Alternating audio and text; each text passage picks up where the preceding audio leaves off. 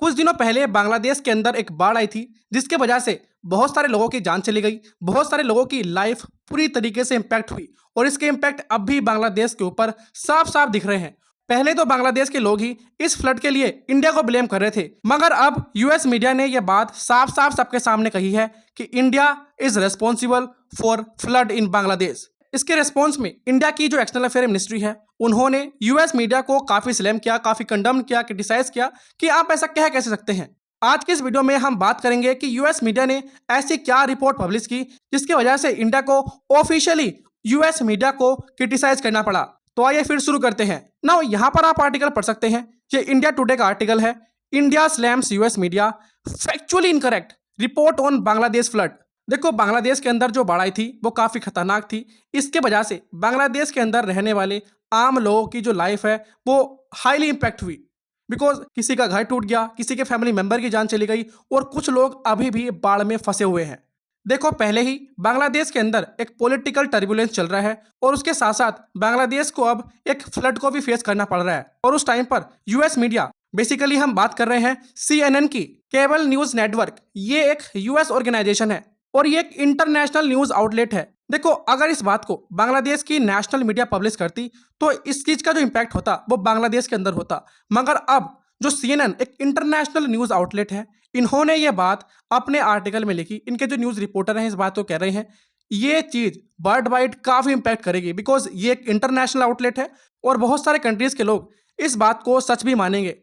Now इस time पर आप देखोगे CNN ने जो कुछ भी किया, CNN ने जो आर्टिकल पब्लिश किया, ये एक एंटी इंडियन नैरेटिव को बांग्लादेश के अंदर और ज़्यादा स्ट्रॉन्ग कर रहा है। देखो, बांग्लादेश के अंदर पहले से ही चीज़ें काफ़ी ख़राब चल रही हैं। इवन कुछ दिनों पहले बांग्लादेश के अंदर से एक टेररिस्ट को रिलीज़ कर दिया गया जिसके डायरेक्ट कॉन्टैक्ट थे अलकायदा और लश्कर ए तैयबा। इवन जब शेख हसीना बांग्लादेश छोड़कर इंडिया आई थी उससे अगले ही दिन बांग्लादेश की एक जेल पर एक भीड़ ने अटैक कर दिया जिसकी वजह से 500 से ज़्यादा कैदी उस जेल से बाहर निकल गए।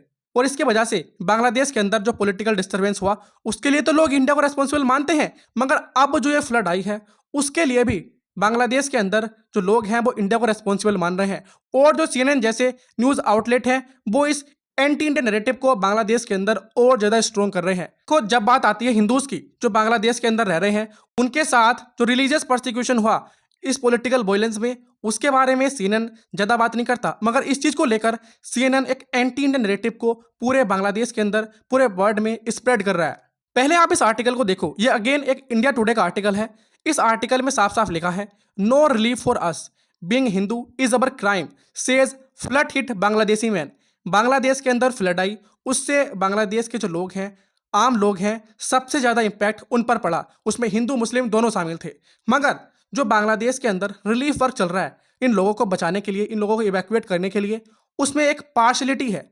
और इस पार्शलिटी की वजह से ही इस आदमी ने यह बात कही कि नो रिलीफ फॉर अस, हमारे लिए कोई भी रिलीफ नहीं है, being Hindu is our crime. CNN ने जो रिपोर्ट पब्लिश की है जिनमें कह रहे हैं कि इंडिया का इसमें इन्वॉल्वमेंट है, इस चीज़ को लेकर इंडिया की जो मिनिस्ट्री ऑफ एक्सटर्नल अफेयर है उन्होंने इसको पूरी तरीके से मिसलीडिंग बताया है। ये वो चीज़ है जो फैक्चुअली रॉन्ग है और इसको लेकर गवर्नमेंट ऑफ इंडिया ने एक प्रेस रिलीज इशू किया था।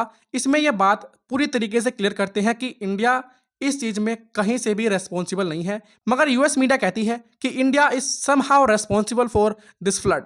अब बात करते हैं कि CNN ने ये जो रिपोर्ट पब्लिश की है ये किस बेसिस पर की है। देखो, एक जगह है बांग्लादेश के अंदर फेनी, साउथ ईस्टर्न पार्ट में, ये इंडियन बॉर्डर से कुछ ही मील की दूरी पर है। यहाँ पर जो लोग रहते थे उन्होंने इंडिया को ब्लेम किया है कि इंडिया ने without prior warning Tripura state में एक डैम है दुम्बू डैम, वहां से वाटर रिलीज कर दिया, जिसके वजह से बांग्लादेश आज ये क्राइसिस फेस कर रहा है। जैसे इंडिया की पॉपुलेशन का एक लार्ज परसेंटेज एग्रीकल्चर पर डिपेंड करता है, वैसे ही बांग्लादेश के अंदर बहुत सारे लोग फिशिंग और फार्मिंग पर डिपेंड करते हैं।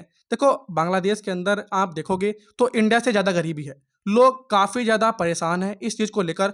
उन्होंने जो पूंजी कमाई थी, उन्होंने जो चीज़ें अपने घर में रखी थी सेव करके, बहुत सारे लोगों ने इन सभी चीज़ों को खो दिया है। मगर आप यहाँ पर देखो, इस चीज़ के लिए इंडिया को ब्लेम करना it's not a good thing. Recent years में साइंटिस्ट ने बात की है कि जो ह्यूमन कोज है क्लाइमेट चेंज की वजह से, उसके वजह से बांग्लादेश के अंदर जो वेदर इवेंट्स हैं वो और ज़्यादा एक्सट्रीम हो चुके हैं देन अर्लियर। और ये जो सरप्राइज फ्लड बांग्लादेश के अंदर देखी गई है ये उसी का एक नतीजा है। मगर जो बांग्लादेश के अंदर लोग रह रहे हैं उनका कहना है कि इसके पीछे इंडिया का हाथ है। देखो, अगर मैं अपना ओपिनियन आपको दूं तो इसमें इन लोगों की भी गलती नहीं है। जो रिसोर्सेज इनके पास हैं, जिस तरीके से जो न्यूज़ इनके अराउंड सर्कुलेट की जा रही है, ये उसी के बेसिस पर जज कर रहे हैं कि क्या इसके पीछे इंडिया का कारण है या जो एक्सट्रीम वेदर इवेंट है उसके वजह से बांग्लादेश के अंदर बाढ़ आई है। यहाँ पर आप देखो, ये आर्टिकल DW का है। DW एक जर्मन पब्लिक इंटरनेशनल ब्रॉडकास्टर है। ये इंटरनेशनली न्यूज़ को ब्रॉडकास्ट करते हैं। इन्होंने अपने आर्टिकल में साफ साफ लिखा है, India did not cause artificial flooding. India ने किसी भी तरीके से आर्टिफिशियल फ्लडिंग नहीं की है बांग्लादेश के अंदर। इन्होंने बहुत सारे फैक्ट को चेक किया है जो आज के समय मीडिया पर काफ़ी ज़्यादा वायरल हो रहे हैं। बहुत सारे लोग मिसलीडिंग कंटेंट को सोशल मीडिया पर अपलोड कर रहे हैं, जिसकी वजह से जो इंडिया और बांग्लादेश के बीच में खटास थी वो और ज़्यादा बढ़ रही है। नाउ यहाँ पर इस मैप में आप देखो, इस मैप में आप साफ साफ देख सकते हैं। यहाँ पर आपको 3 डैम साफ साफ देखने के लिए मिलेंगे, श्रीशैलम डैम, फरक्का बैरेज और दुर्बुर डैम। दुर्बुर डैम ये त्रिपुरा के अंदर लाई करता है, फरक्का बैरेज ये वेस्ट बंगाल के अंदर है और श्रीशैलम डैम ये तेलंगाना के अंदर लोकेटेड है। अब हो क्या रहा है, जो सोशल मीडिया है उस पर लोग मिसलीडिंग कंटेंट अपलोड कर रहे हैं। फरक्का डैम और श्रीशैलम डैम के कुछ प्रीवियस फोटो को फाइंड आउट करके उन पर दुर्बुर डैम का नाम लिख देते हैं, उसको पब्लिश करते हैं। ये फोटोज की नहीं, वीडियो में भी ऐसा हो रहा है। कुछ पुरानी वीडियो को जो 2020 की हैं, उससे पहले की हैं, उन वीडियोस को कलेक्ट करके सोशल मीडिया पर अपलोड कर रहे हैं, जिसके वजह से इंडिया और बांग्लादेश के बीच में पहले से चली आ रही थोड़ी बहुत खटास को ये जो वीडियोस हैं वो और ज़्यादा इंक्रीज कर रही हैं। और मेन बात तो ये है, जो बांग्लादेश के अंदर आम लोग हैं, इवन जो हिंदूज भी हैं, वो इस चीज़ से काफ़ी नाराज हैं कि इंडिया ऐसे कर कह सकता है। मगर जो ये सोशल मीडिया पर कंटेंट अपलोड हो रहा है ये बहुत ही मिसलीडिंग है और ये फैक्चुअली करेक्ट तो है नहीं, बिकॉज जो रियल फुटेजेस हैं वो ये लोग अपलोड कर ही नहीं रहे हैं, जिसकी वजह से ये पूरी मिसअंडरस्टैंडिंग सबके सामने आ रही है। देखो, ऐसा नहीं है कि इंडिया को बांग्लादेश से सहानुभूति नहीं है। इंडिया लंबे समय से बांग्लादेश को सपोर्ट करता आया है और जिस फ्लड की वजह से 18 मिलियन लोग डायरेक्टली इम्पैक्ट हुए हैं, उनके लिए भी इंडिया तैयार है कि वो हर तरीके से इस चीज़ में बांग्लादेश की सपोर्ट करने के लिए तैयार है। हर तरीके से इंडिया, चाहे वो मेडिकल की बात हो, चाहे वो इवैक्यूएशन करने की बात हो, इंडिया इज़ रेडी। और इन्हीं 18 मिलियन लोगों में से 1.2 मिलियन फैमिलीज ऐसी हैं जो इस फ्लड में बुरी तरीके से फंस चुकी हैं। मगर जब ये न्यूज़ आर्टिकल, बेसिकली जो इंटरनेशनल न्यूज़ ब्रॉडकास्टर हैं, जब ये इस बात को पब्लिश करते हैं कि इंडिया इस चीज़ के लिए रेस्पॉन्सिबल है, तो ये शायद इन बात को भूल जाते हैं कि इंडिया और बांग्लादेश के बीच में regularly timely exchange of data होता है वाटर रिसोर्सेज मैनेजमेंट के लिए। बांग्लादेश की ex prime minister Sheikh Hasina ने यह बात पहले ही बोल दी थी कि यूएसए चाहता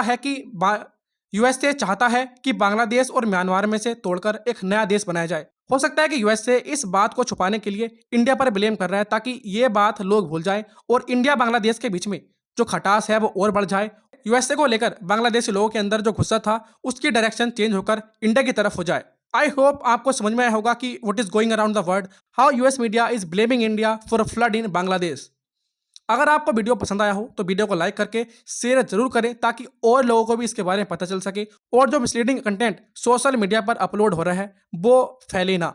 that's all about this video. जय हिंद।